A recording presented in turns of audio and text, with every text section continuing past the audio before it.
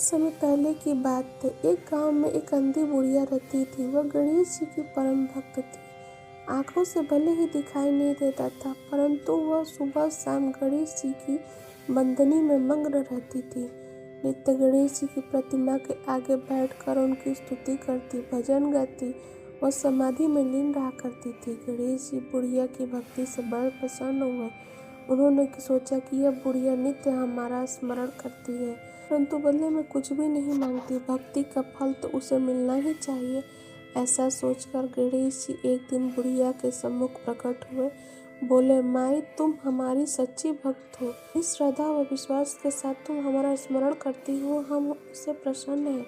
अतः तुम जो वरदान चाहो उससे मांग सकती हो। बुढ़िया बोली, प्रभु, मैं भक्ति प्रेम भाव से करती हूँ। मांगने का तो मैंने कभी सोचा ही नहीं, अतः मुझे कुछ नहीं चाहिए। गणेश जी बोले, हम वरदान देने के लिए आए हैं। बुढ़िया बोली, हे ईश्वर, मुझे मांगना तो नहीं आता। अगर आप कहे तो मैं कल मांग लूंगी।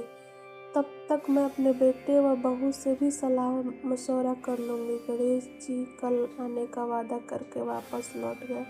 बुढ़िया का एक पुत्र व एक बहू थे। बुढ़िया ने सारी बात उन्हें बताकर सलाह मांगी। बेटा बोला, माँ, तुम गणेश जी से ढेर सारा पैसा मांग लो, हमारी गरीबी हमेशा के लिए दूर हो जाएगी, सब सुख चैन से रहेंगे। बुढ़िया की बहू बोले, नहीं, आप एक सुंदर पोते का वरदान मांगो, वंश आगे बढ़ाना भी तो चाहिए। बुढ़िया बेटे और बहू की बातें सुनकर असमंजस में पड़ गई। उसने सोचा कि यह तो दोनों अपने अपने मतलब की बातें कर रहे हैं।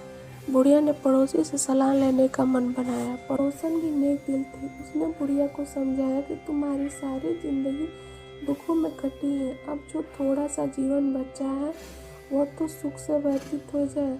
धन अथवा पोते का तुम क्या करोगी? अगर तुम्हारी आंखें ही नहीं है तो यह सांसारिक वस्तु तुम्हारे लिए व्यर्थ है। अतः तुम अपने लिए दोनों आंखें मांग लो। बुढ़िया घर लौट आई और बुढ़िया जैसे सोच में पड़ गई। उसने सोचा, कुछ ऐसा मांगूं जिससे मेरा बहू और बेटा सबका भला हो।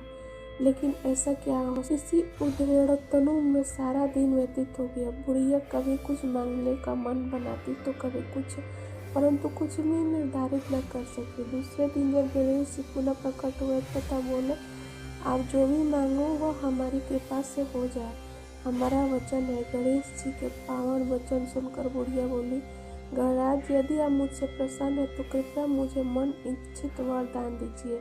मैं अपने पोते का सोने के गिलास में दूध पिलाते देखना चाहती हूँ। बुढ़िया की बातें सुनकर गणेश जी उसकी सादगी और सरलता पर मुस्कुरा दिया। बोले, तुमने तो मुझसे ठग ही लिया। मैंने तो तुम्हें वरदान मांगने के लिए बोला था, परंतु तुमने तो वरदान में सब कुछ मांग लिया। तुमने अपने लिए लंबी उम्र तथा दोनों आंखें मांग ली, बेटे के लिए धन, बहू के लिए पोता भी मांग लिया। पोता तो होगा, ढेर सारा पैसा होगा, तभी तो वह सोने के गिलास में दूध पिएगा। पुत्र को देखने के लिए तुम जिंदा रहोगे, तभी तो देख पाओगे। देखने के लिए दो आंखें भी देनी पड़ेंगी, फिर भी वह बोले, जो तुमने मांगन वे सत्य होगा। यूं कहकर गणेश जी अंतर्ध्यान हो गए। कुछ समय पाकर गणेश जी की कृपा से बुढ़िया के घर पोता हुआ बेटे का कारोबार चल निकला तथा बुढ़िया की आंखों की रोशनी वापस आ गई। बुढ़िया अपने परिवार सहित सुख पूर्वक जीवन व्यतीत करने लगी। जय श्री गणेश, जय श्री गौरी नंदन।